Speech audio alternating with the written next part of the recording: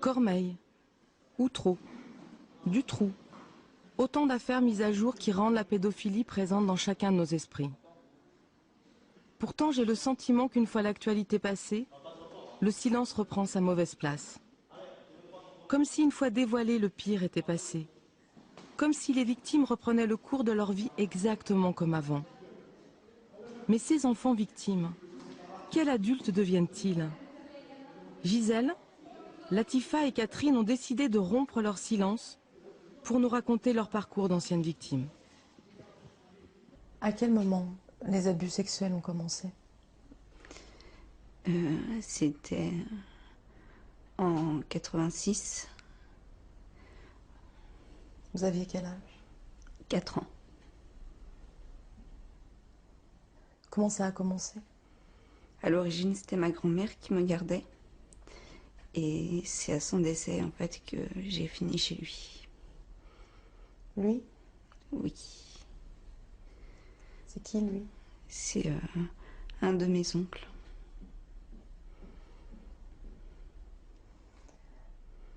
Et ça se passait... en fait, c'est votre tante qui était votre nounou? Oui. Oui. Ça a duré jusqu'à quel âge? À peu près 11-12 ans. Comment votre oncle procédait?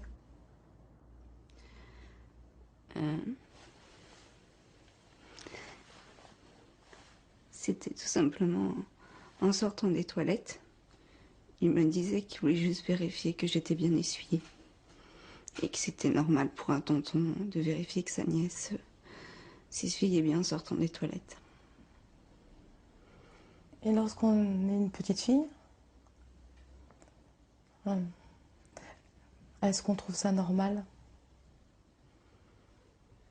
Et quelque part, non, inconsciemment, je savais que c'était pas normal. Mais comme il me le disait, j'avais aucune raison de ne pas le croire.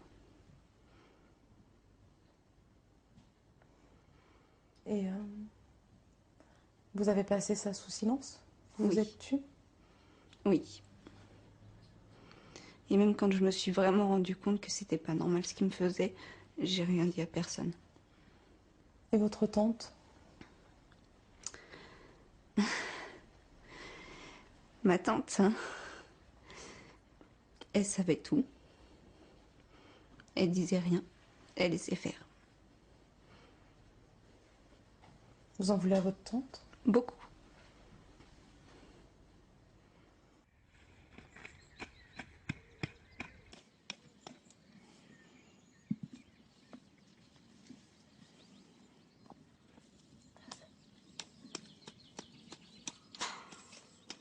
Le docteur de maman a dit que j'allais bien. Ce n'est pas vrai, je vais mal.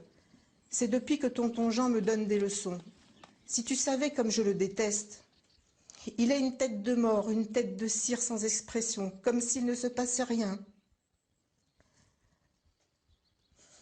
Pourtant, il se passe bien quelque chose.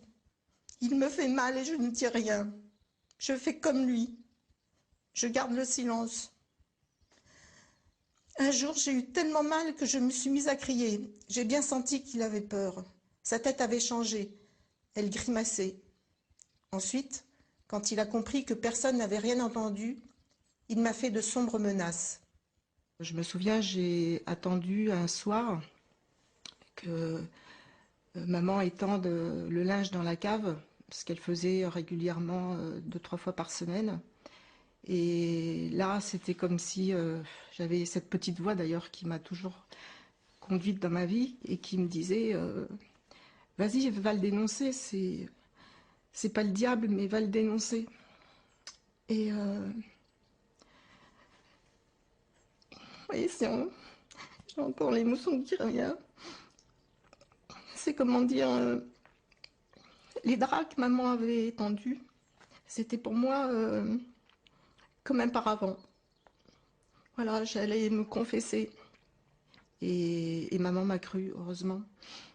Et d'un seul coup, j'ai senti une espèce de, de liberté. C'est comme si un abcès se crevait.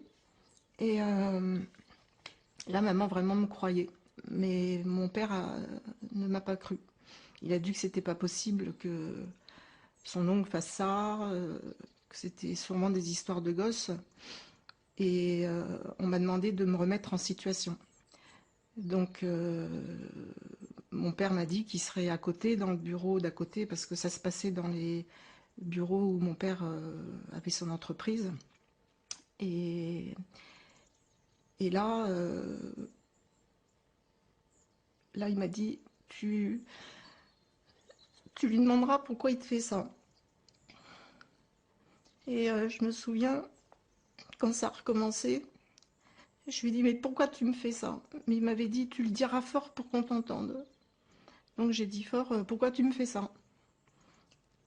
Et là, il m'a dit, c'est pour te faire plaisir. Voilà. Bah là, donc, ils ont compris que c'était, je disais la vérité. Et mon père a jugé bon, en son âme et conscience, de m'éloigner de son oncle. Et donc, j'ai été mise en pension. J'ai vécu ça comme une telle injustice que finalement, moi, je sois mise en pension alors que je venais de dire la vérité et que mon agresseur reste encore avec mes parents, que je pense aujourd'hui que j'ai voulu enfouir cette injustice en moi.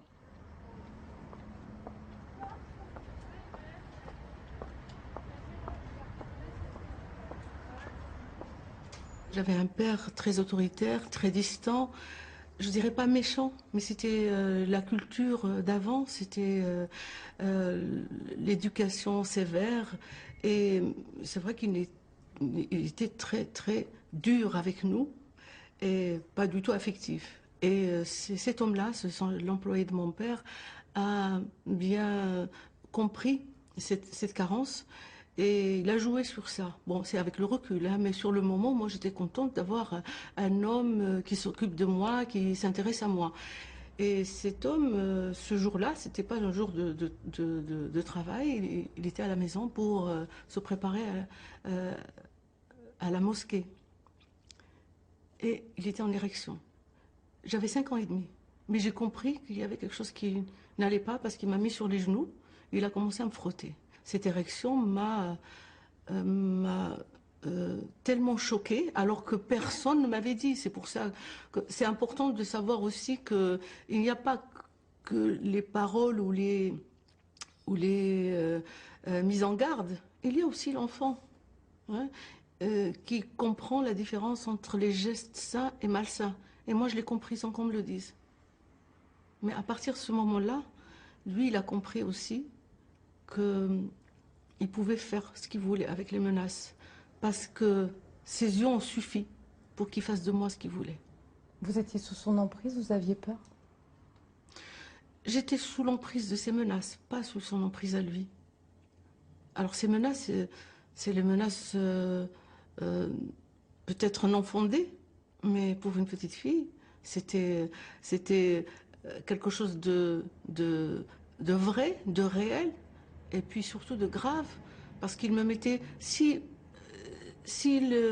s'agissait que de moi, par exemple, si tu parles, je te tue, je pense que j'aurais pas eu autant peur. Mais si tu parles, ton père me tue et ta mère se retrouve dans la rue en train de mendier avec ses frères et sœurs, ça c'était fort pour moi. D'autant plus que, avec le temps, il m'emmenait, à 6 ans, à 7 ans, il m'emmenait dans des quartiers où il y avait des mendiants, hein, avec toute la famille. Et il me disait, ben voilà, ta maman va se retrouver comme ça. Et vous serez derrière. Et surtout, tu porteras la responsabilité. C'est à cause de toi. Et utiliser les mots d'enfant pour que je comprenne. Est-ce que sa perversité lui donnait quand même le moyen d'avoir un double visage? Il affichait que le côté crédible, hein. Il était même sur un piédestal, puisque le vendredi, il mettait sa djellaba, il mettait sa petite chemise blanche et tout, et il parlait que du Coran, et il faisait même la morale à ses collègues, il faisait la morale aux amis, et puis il avait surtout accès libre. Donc vous voyez que cette image-là, il a réussi quand même à l'imposer à tout le monde, y compris à mon père, qui était un homme très dur, autoritaire, chasseur. Il chassait avec des gens qui allaient à la montagne pour chasser le gibier. Et il ne s'est pas rendu compte qu'un chasseur travaillait chez lui. Un chasseur? Oui. Parce que le gibier, c'était moi, c'était la fille de mon père. Au mois de décembre 2001, dans le café du petit village de Cormeilles en Normandie, Jean-Yves Sandret, qui est écrivain, entend pour la première fois une simple rumeur qui deviendra au fil du temps l'affaire Cormeilles. Manifestement, une rumeur courait. Moi, pendant toutes les années que j'avais vécu là, je n'en avais jamais eu le moindre écho. Et puis un jour, puisqu'on venait d'arrêter le prêtre d'un village voisin, qui s'appelait Vadeboncoeur, il arrivait du Canada, il sortait de prison pour des faits pédophiles, de viol, et une femme dit simplement qu'il y en a un autre qui devrait être en prison, c'est le chien. Et le chien, c'est l'instituteur des CP du village depuis très très longtemps. Et évidemment, question, pourquoi dit-elle ça? Eh bien, elle dit cela parce que quelques années plus tôt, sa fille lui a fait confidence qu'elle avait été agressée sexuellement par l'instituteur. Elle a dit un jour, en rentrant de l'école, longtemps avant, donc elle avait vu l'instituteur, monsieur le chien, faire des choses avec des enfants.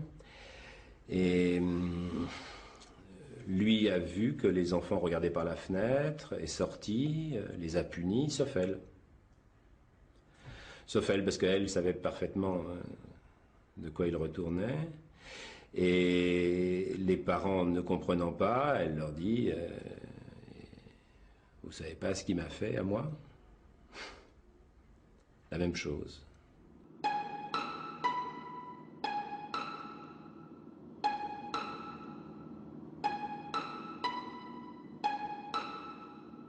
Alors, ce que j'apprends simplement, c'est que la mère a informé de ci, de là, des voisins, des parents éloignés, ne mets pas ton gosse chez le chien, faites attention, changez-le d'école si vous pouvez, mettez-le à l'école privée, oui mais à l'école privée il les fouette, alors il est bien mieux là. Et puis ma fille me dit tout, alors s'il lui arrive quelque chose, elle me le dira. Vous voyez le paradoxe? S'il arrive quelque chose, elle me le dira. D'ailleurs, une fois que la chose sera arrivée, advenue, eh bien, je le saurai et je réagirai en conséquence. C'est-à-dire que personne ne songe à arrêter le mouvement, ou moins à le freiner, c'est-à-dire à demander des explications, à voir s'il y a d'autres cas. Et alors, l'autre cas, il est assez proche d'eux. Il y a un vague lien de parenté entre deux familles, avec une autre jeune fille un peu plus âgée qui, elle, a déjà tenté par 2 fois de se suicider. Ce que l'on sent, c'est que s'avance un défi. Il va falloir, dans cette affaire, ne pas se tromper, parce que la première erreur sera fatale, c'est-à-dire comprendre qu'on n'a pas un ennemi, un individu, on a un système. On a une omerta, elle est composée de quantité de gens qui ont tout à perdre dans la révélation de cette affaire, d'institutions qui ne vont pas faire de cadeaux et qui, à la première initiative maladroite, vont le faire payer très cher. Ça va se retourner, quoi. On va porter plainte pour diffamation, etc., etc. Enfin, on va trouver les moyens de vous bloquer très très vite, voire de vous apprendre qu'il ne faut pas se mêler de tout cela.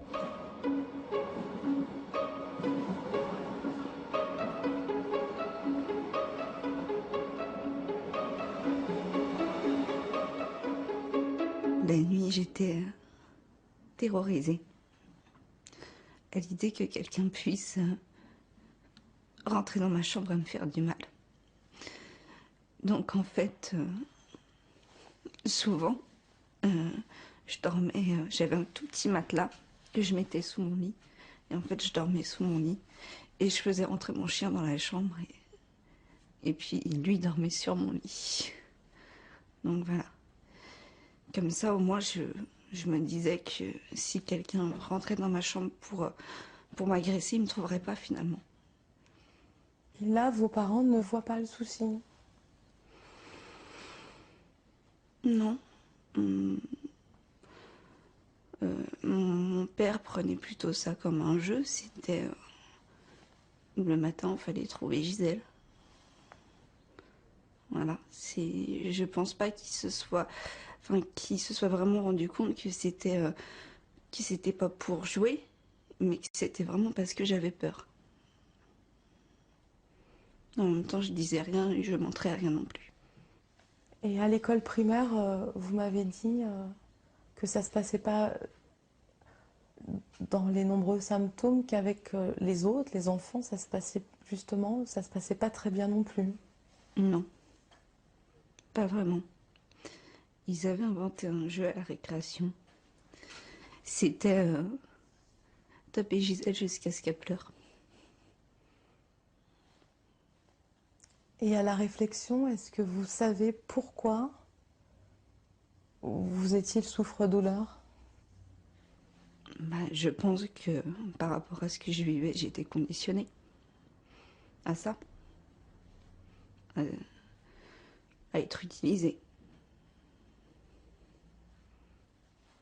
Des fois, je voulais rentrer chez moi et en fait, il me demandait de rester. Et pour que je reste, il me faisait des cadeaux et il me donnait de l'argent. Donc, avec le recul, je me suis dit que finalement, je m'étais vendue. Je regrettais un peu d'avoir dit la vérité, puisque finalement, moi, je me sentais punie, on va dire ça comme ça, hein, d'être en pension. J'avais honte aussi d'avoir dévoilé aussi mon histoire. C'est aussi, je pense, pour ça que j'ai mis après peut-être 40 ans avant de pouvoir en parler. Et d'ailleurs, là, pour moi, c'est à la fois, bien sûr, ça m'angoisse là d'être filmée, mais c'est aussi une grande libération, parce que vivre avec tout ça pendant 40 ans, ça détruit quand même un être. Par exemple, je suis devenue, comme je vous l'ai dit tout à l'heure, perfectionniste, mais j'ai aussi, on peut appeler un TOC. Enfin, aujourd'hui, je le décris comme un TOC, c'est que j'ai tout le temps besoin de me justifier. Tout le temps, tout le temps, tout le temps. J'ai peur d'être, qu'on me croie pas, que je sois en faute. Et d'ailleurs, dans mon travail, ça a été à la fois un moyen de me sauver, puisque j'avais toujours peur de ça, donc je gardais en copie tous les dossiers, j'informais par mail, etc. les personnes. Mais ça, pour moi, ça a été toute ma vie, ça a été l'enfer de ce TOC, d'être tout le temps obligé de me justifier pour qu'on me croie, quoi.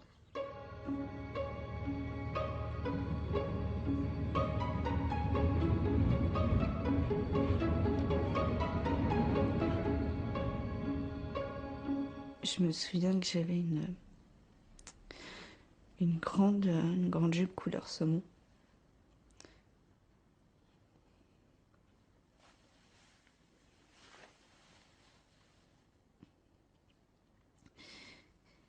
Il avait passé la main sous ma jupe et il l'avait mise dans ma culotte. Et je sais pas pourquoi, mais à ce moment-là, je me suis dit, c'est pas normal. C'est pas normal. Et là, je me suis repoussée violemment de lui. Et je l'ai regardé, je suis partie. Et dans ma tête, je me suis dit, tu me toucheras plus jamais. Est-ce qu'il se produit quelque chose en vous à ce moment-là?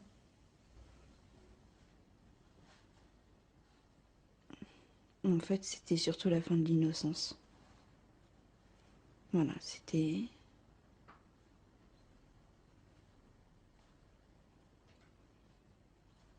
Parce que finalement, avant, quand... c'était inconscient, c'est-à-dire que quelque part, je me rendais bien compte qu'il y avait quelque chose qui se passait qui n'était pas normal, mais je le voyais pas tellement. Donc j'arrivais quand même plus facilement à vivre avec. Et justement, cette période de réveil, est-ce que les symptômes perdurent et même s'intensifient? Oui. Alors, je me suis cachée déjà sous des affaires larges, parce que je voulais disparaître. Je voulais pas qu'on me remarque. Et j'ai eu une période en fait où je suis passée de souffre-douleur à petit caïd. C'est-à-dire que j'ai reporté toute ma colère sur mon entourage au collège. Donc là, si on me bousculait, je frappais. Si on me regardait de travers, je frappais. Et voilà, c'était vraiment, et voilà, c'est cette colère à ce moment-là qui a explosé. Je commençais à prendre des formes, pas totalement féminines, mais dans l'esprit, je grandissais. Et puis j'ai remarqué dans son regard une attirance envers les enfants, les petites filles particulièrement, de 6 ans, de 7 ans. Et j'ai tout de suite percuté. J'ai dit, il n'y a pas que moi qui l'attire, il y a d'autres petites filles. J'ai remarqué lorsque il m'emmenait avec lui, il tournait la tête, il suivait du regard les petites filles. Alors pas n'importe quelle petite fille. Il y avait probablement un profil type que je ne pouvais pas déceler moi. Et là j'ai compris qu'il pourrait être dangereux pour d'autres. Mais pareil, je n'ai jamais pu parler parce que j'étais toujours sous la menace. La seule chose que j'ai commencé à faire, c'est que je commençais à me rebeller. Je voyais que je pouvais me défendre de temps en temps. Alors il essayait d'utiliser l'autorité. Alors ça marchait de temps en temps, parce que j'avais toujours peur que mon père apprenne la nouvelle et qu'il le tue. Et ce qui m'a sauvée vraiment, c'est les préparatifs du déménagement. C'est-à-dire? Donc on partait du Maroc vers l'Algérie. Et ça, c'était pour moi la délivrance. Vous aviez quel âge? J'avais 14 ans. Mais je n'ai jamais accepté les gestes. Et je n'ai jamais accepté, justement, ces propos, et tu vas avoir du plaisir, mais laisse-toi faire et tout. Je pense aussi que c'est la volonté, parce que je rêvais toujours, quand j'ai vu qu'il a commencé à regarder les petites filles, je rêvais d'être la protectrice, l'ange des petites filles. Et à l'époque, je croyais qu'il y avait que les petites filles qui étaient concernées par les abus sexuels. Lorsque je l'ai vu regarder, ça, c'est vrai que ça m'avait marqué. Et je me disais, moi, je grandis, je vais partir en Algérie, mais qu'est-ce qu'elles vont devenir les filles de son environnement? Alors dis-moi, tu sais qu'aujourd'hui, c'est le jour J, hein? Et tu sais ce que ça représente? Oui. Hein? Les enjeux. Bonjour. Bonjour. Alors je suis venue, je suis présidente d'une association qui s'appelle Ange Bleu et qui assiste au préalable les victimes d'abus sexuels et son étude. Donc je voudrais vous la confier, voilà. Donc, je vais prendre sa pièce d'identité Oui, et je vais oui. appeler la brigade. Vous Et si pouvez le elle a faire besoin, il y a un soutien psychologique c'est au sein de génial. notre commissariat également géré par des femmes. Ça c'est très bien, c'est Si très elle a bien. besoin, elle peut nous le dire. Et puis, Vous pouvez lui expliquer tout ça bien après? sûr, il n'y a aucun problème.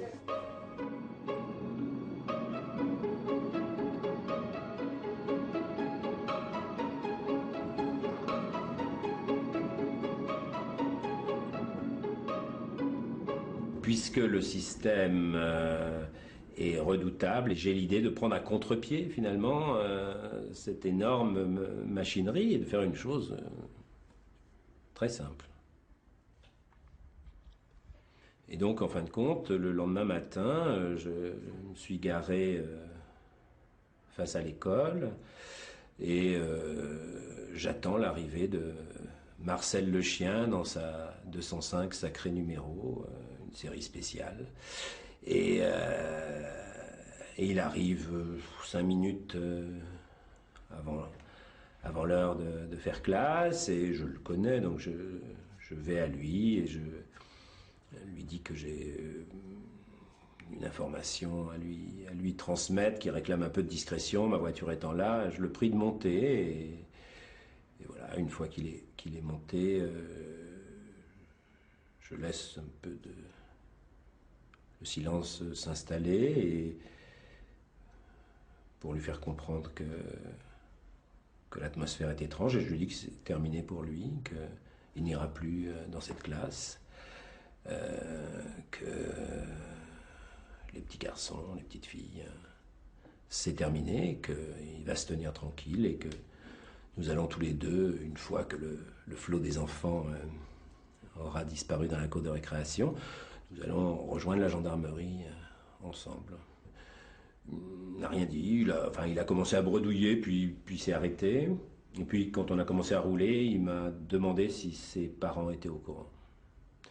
Alors quand vous avez un vieux gros garçon, parce qu'il a la cinquantaine quand même, c'est pas un petit garçon, qui vous demande si papa et maman savent qu'il a fait de grosses bêtises, parce que c'est ça qu'il faut comprendre.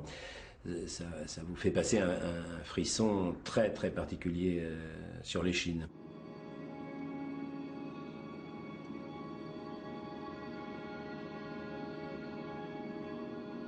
Ce qu'a fait ma femme pendant ces quelques dizaines de minutes, eh bien, c'est qu'elle a prévenu les familles que j'avais rencontrées les jours précédents. Et elle leur dit simplement, voilà, vous n'avez pas voulu tenter quoi que ce soit depuis 9 ans, depuis 5 ans. Mais là, Jean-Yves est à la gendarmerie avec lui. Alors si vous en avez toujours le désir, c'est peut-être le moment. Et de fait, des familles se transportent à la gendarmerie.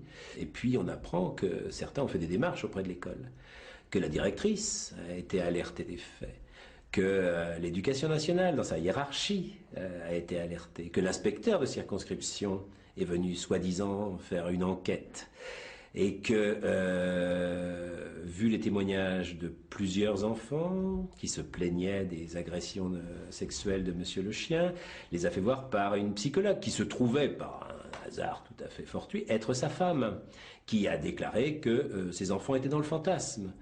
Et donc les parents renvoyaient eux-mêmes, les enfants à leur fantasme sexuel sur leur instituteur, et les affaires devaient en rester là. Et les années sont passées. Et ça a continué.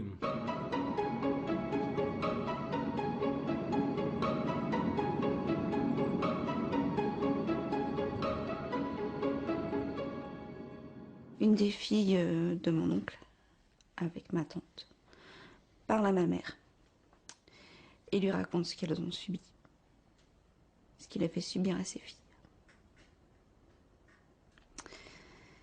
Et là, ma mère m'interroge et elle me demande, est-ce qu'il t'a fait subir la même chose? Et là, je lui ai dit oui. Sa réaction, ça a été, on dépose plainte.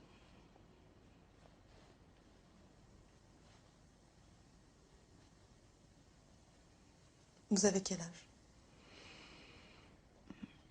Je dois avoir 12 ans. Et comment ça se passe cette plainte alors? Mal. Mal parce que c'est pas vraiment mon choix. Parce que je suis pas prête à affronter ce qui va se passer. Donc, je me retrouve face à mes inspecteurs qui me posent des questions. Et les questions, ça tourne à... Peut-être que vous avez confondu. Peut-être que c'est pas tout à fait ce qui s'est passé. Voilà. J'ai l'impression que je suis pas crue, je suis pas entendue. Et finalement, voilà, c'est ça. C'est... on me traite de menteuse. Et ensuite, la confrontation. Je suis seule face à lui. J'ai une inspectrice qui est assise à côté de moi. Et elle est assise à côté de moi puisque je pense... Enfin, ils ont pensé que quand même, ce serait pas mal de mettre une femme une femme, peut-être pour me rassurer. Le problème, c'est que j'ai pas du tout été mise en confiance.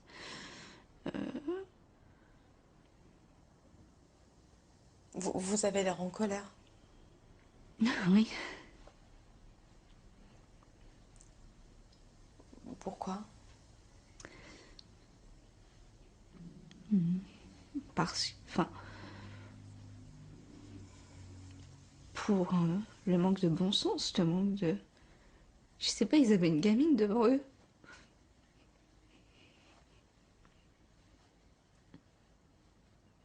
On fait pas ça à un enfant.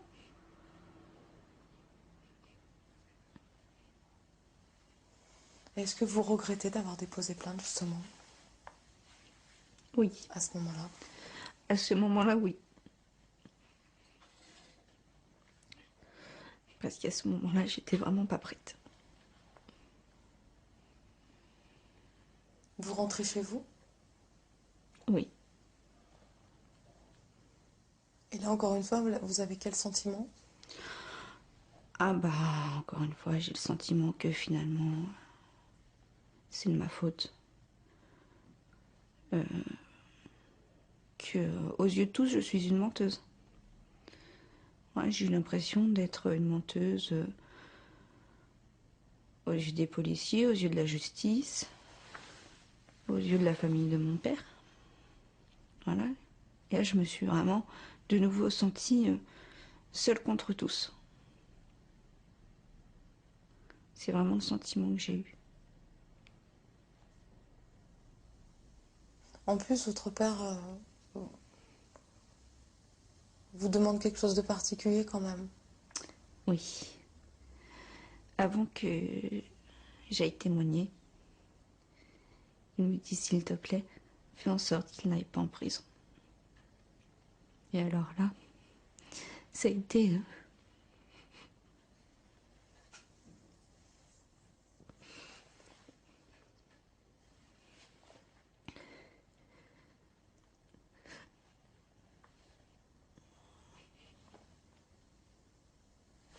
Vous ressentez quoi?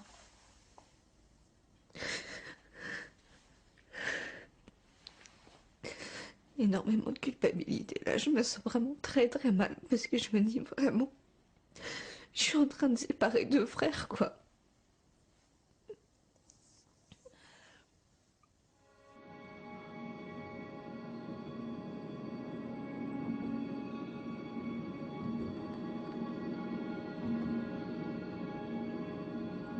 J'étais directeur régional dans l'industrie pharmaceutique. J'avais 51 ans, tout allait très bien, j'avais une super équipe, tout marchait bien, j'étais contente, je me réalisais professionnellement. Et puis il y a eu l'arrivée d'un nouveau patron. Et là, ça a duré le temps d'une gestation, 9 mois. Et il a commencé à me faire du harcèlement, il n'aimait pas les femmes au management. Enfin bref, il s'est passé des tas de choses qui ont fait que en très peu de temps, je me suis revue, et plutôt, c'est pas que je me suis revue, j'ai revécu des émotions profondes que j'avais vécues à l'époque. C'est comme si tout me remontait, enfin ressurgissait, remontait à la mémoire.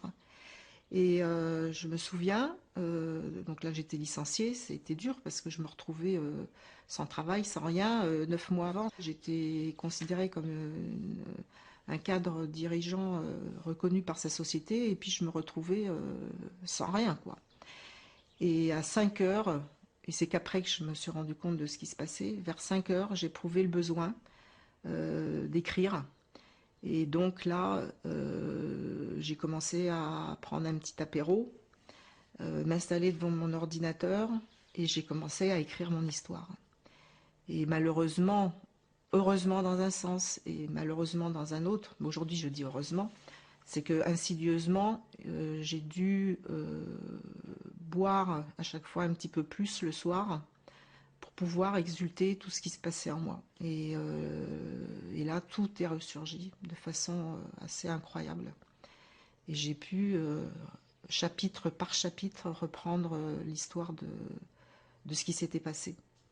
Et là, j'étais prise quand même d'une autre angoisse, c'est-à-dire écrire, ça veut dire aller encore au-delà, c'est-à-dire dire je n'ai plus peur je n'ai plus honte, je n'ai plus peur de dire ce qui m'est arrivé, je n'ai plus peur de faire mal, parce que finalement, pourquoi ça serait moi qui ferais mal aux autres, alors ce que j'ai vécu dans mon enfance, enfin quand je dis les autres, j'ai toujours eu peur de faire mal à mes parents. En remuant tout ce passé, mes parents sont âgés, et je me suis dit, bon, à quoi bon remuer tout ça?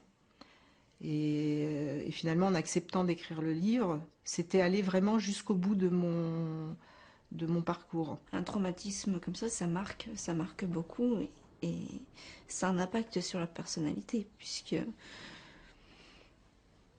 voilà, j'ai appris à refouler mes sentiments. Vraiment, je me suis renfermée. Je me suis rapprochée de très peu de personnes. En fait, de vrais amis, j'en ai vraiment pas beaucoup, parce que voilà, je me suis construit une petite bulle et je laisse pas grand monde pénétrer dedans, quoi. Vous avez un compagnon aujourd'hui? Oui. Et pourquoi ce compagnon-là et pourquoi lui faire confiance à lui? Est-ce qu'il a un profil particulier, justement?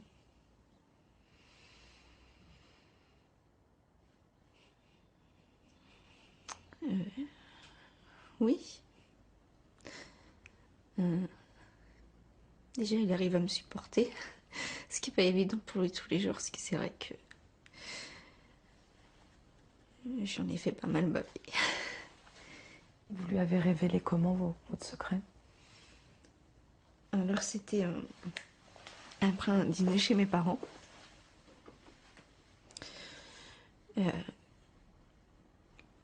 Ma mère m'a pris à part pour me dire, écoute, là, Benjamin, ça va pas. Donc, si tu veux qu'il y ait une suite à votre histoire, il va falloir que tu lui parles.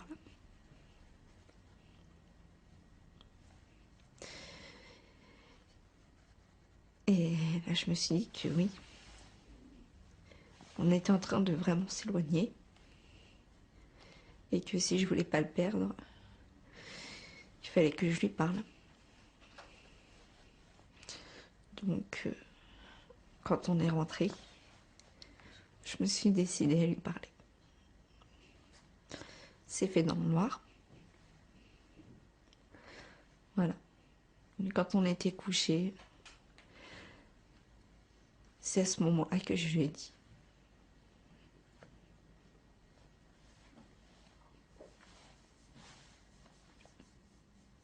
Comment il a réagi?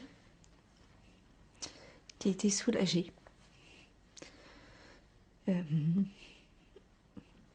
m'a dit, non, c'est pas moi qui te fais du mal. C'est pas parce que t'es malheureuse avec moi. Vous faites des projets? Oui. On va se marier l'année prochaine. Et vous pensez aux enfants? Peut-être moi un peu plus que lui. Est-ce que c'est quelque chose que vous appréhendez? Oui. J'ai pas encore d'enfants. J'ai déjà commencé à faire un repérage au niveau de l'entourage des personnes qui me paraissent malsaines. Je sais qu'il y a certaines personnes, si on a un enfant, je leur confierai jamais. Et je laisserai jamais s'approcher de mes enfants. C'est vrai que moi, je n'ai jamais été envahie par le désir parce que je l'associais systématiquement au viol.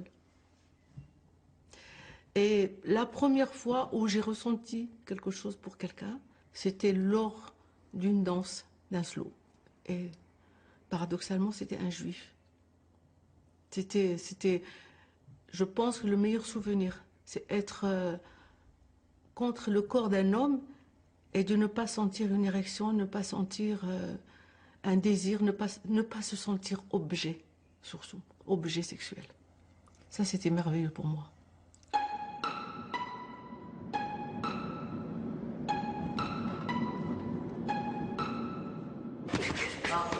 2, 3, 4, 5, 6, 7, allez, 9, 10. Très récemment, je suis contactée par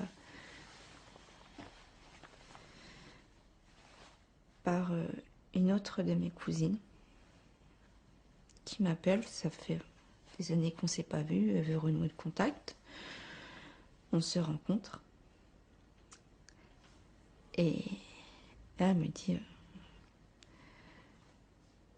dit, tu sais, je sais ce qui s'est passé. Et au départ, je comprenais pas. Je dis, mais comment ça? Et elle me dit, moi aussi j'ai été victime. Et alors là, tout ce que j'avais planqué, tout ce que j'avais dissimulé, d'un seul coup, ça m'est revenu en pleine figure et waouh! Ouais, je savais plus si j'allais bien, je savais plus si j'allais mal.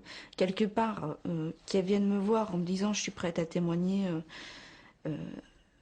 pour moi ça m'amenait beaucoup d'espoir parce que je me suis dit mais super, je vais relancer l'affaire. Je vais pouvoir obtenir une condamnation. Et d'un autre côté, je me disais oui, mais si je remets tout ça en marche, ça veut dire remettre une procédure. Est-ce que vraiment j'en ai envie? Est-ce que vraiment j'ai les capacités de le supporter? Alors, je suis allée au commissariat. C'était au commissariat du domicile de mes parents. Donc on est arrivé. Dans l'arrivée, il y avait tout un groupe. Il y avait mes parents, mon petit frère et mon conjoint qui sont venus avec moi au commissariat. Là, je reprends ma revanche, finalement, sur la procédure de 95 à ce moment-là. Vraiment. Là, c'est plus une gamine qu'ils ont en face d'eux, c'est une femme. Et puis, c'est une femme qui n'est pas terrorisée, qui n'est pas apeurée et qui est capable de parler. Est-ce que vous avez le sentiment que pour vous reconstruire, il fallait passer par cette démarche judiciaire? Oui. Oui, oui. Pourquoi?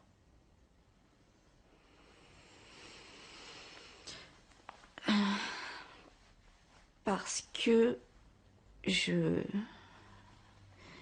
voulais me dire que j'ai fait tout ce qui est en mon pouvoir. Et finalement, me débarrasser de ce fardeau sur quelqu'un d'autre. Et finalement, c'est plus mon fardeau maintenant.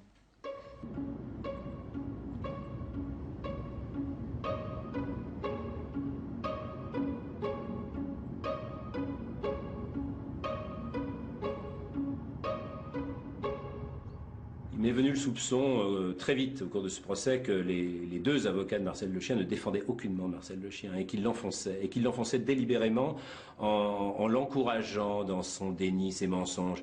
Là encore, c'était un pauvre gros garçon pathétique qui répliquait aux témoignages des enfants d'une manière pitoyable, minable. Enfin, rien ne tenait. Il le savait lui-même. C'est un type intelligent. C'est un type intelligent. C'est non seulement un type intelligent, mais c'est un type qui a horriblement souffert, j'en suis convaincu, et personne ne l'a jamais évoqué. À mon avis, cet homme n'a pas une imagination galopante, et que ce qu'il a fait subir aux enfants de cette école, il l'a subi lui-même. Et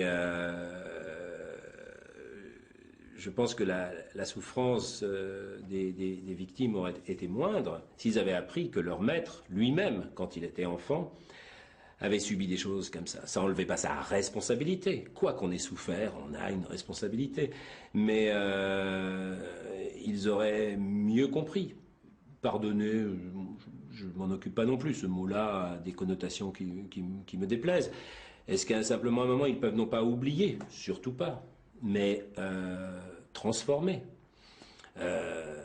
situer, localiser un moment de leur vie et en même temps, ayant eu des explications, en faire autre chose. On en fait autre chose. Marcel Le Chien a été condamné à 15 ans de réclusion criminelle. Il a gardé le silence. Il n'a jamais fait appel.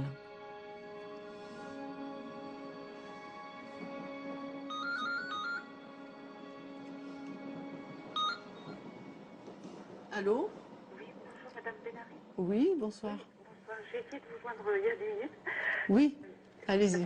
Voilà, c'est ma belle-sœur vous a appelé en début de semaine. Oui. Vous parlez de mon mari qui a commis un viol sur sa nièce.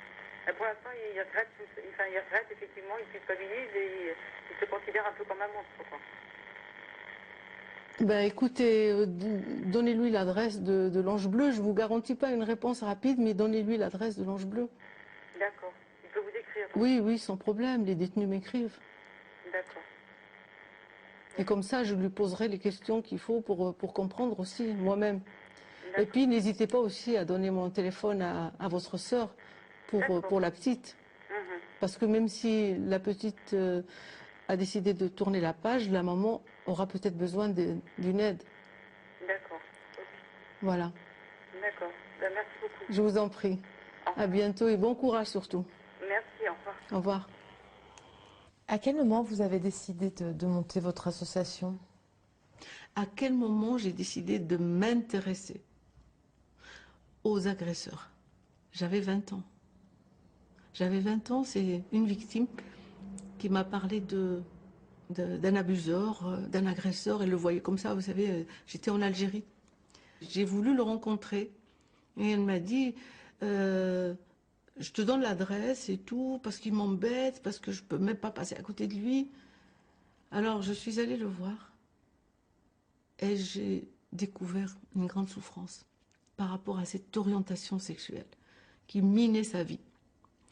Et j'ai pleuré parce que j'avais un jugement envers tous les agresseurs, envers tous les abuseurs, qui était très négatif. Mais est-ce que vous imaginez que ce que vous venez de dire peut choquer? Oui, mais une ancienne victime discute avec un pédophile ou s'intéresse aux pédophiles?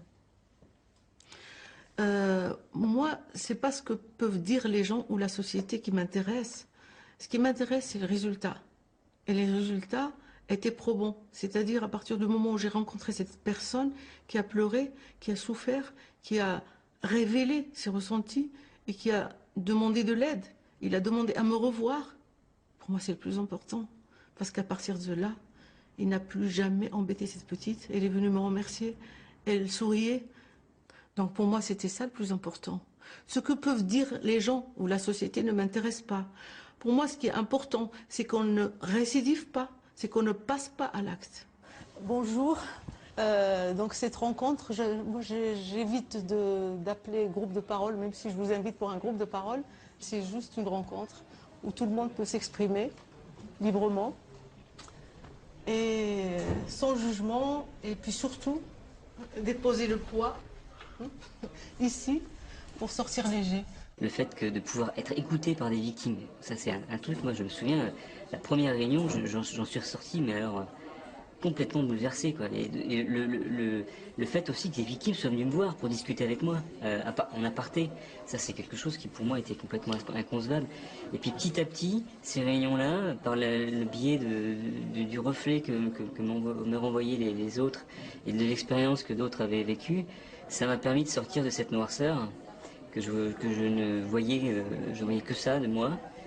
Et ça m'a permis de sortir petit à petit de mes envies, parce que c'était les téléchargements que je faisais, c'était un monde virtuel dans lequel je m'enfermais pour fuir le réel. Et ça m'a permis petit à petit d'évoluer et puis d'en être où j'en suis actuellement, c'est-à-dire très très différent de ce que j'étais au début, quoi. J'ai depuis longtemps abandonné l'idée d'avoir le pardon de mon agresseur. Je sais que je l'aurai jamais. Et finalement, de voir qu'il y a des personnes, des agresseurs qui vraiment se rendent compte de la souffrance qu'ils ont causée à leurs victimes et qui vraiment regrettent ce qu'ils ont fait et eux-mêmes en souffrent, bah finalement ça m'a aidé. Même si j'ai pas le pardon de mon agresseur, j'ai quand même... voilà, ça m'aide à avancer en fait.